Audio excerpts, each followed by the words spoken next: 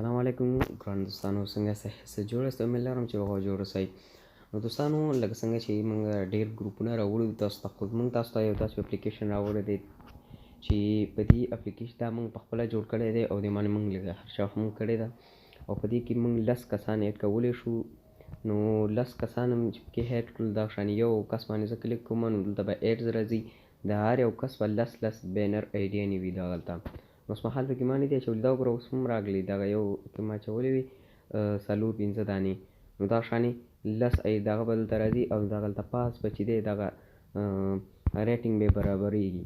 نو چې کله دا 100 ته ورسېدلې یا تر هغه باندې او یو باندې به کلیک کوئ، اول به هغه ملګري چې په ای شی کې ژوند کوي نو هغو به وي پي این آن کړئ او د 12 بجو نه بعد به خو په خپل دا باندې به کلیک نه کوئ، ځکه چې په خپل دا باندې ډېر کلیکونه کې به ډسیبل کېږي اکاونټ. نو بل ملګري په دغه باندې ایډز باندې به دغه کوئ کلیک.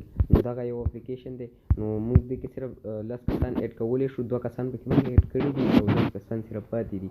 نو هغه ملګري چې ایډ کول غواړي دا بالکل فری نه ده، د دې باندې موږ لږ خرچه کړې ده. نو هغه ملګري چې پیپال لري او پیپال یې جوړ کړی وي نو موږ ته پیپال ته لارې پیسې راواستوئ او دا اپلیکیشن کې به مو ایډ کړو.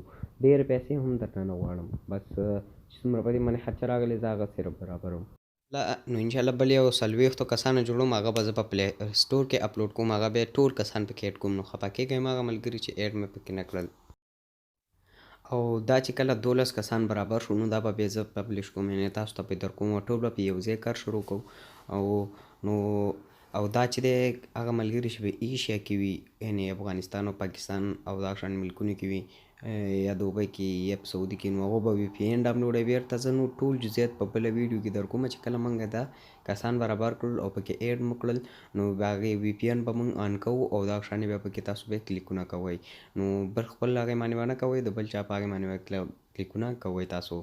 نو انشاءالله بیا زه تاسو ته ټول جزئیات در کوم. نو بس چې کسان برابر شي ایډ شي، ډېر خلکو میسیج یې کړي دي په واتساپ کې هم، ما په واتساپ کې هم دا میسیج کړی و. نو انشاءالله نو زه اوس ګورم هغه ملګري چې پیپال لري نو دغه زموږ نمبر دی، نو موږ سره رابطه وساتئ.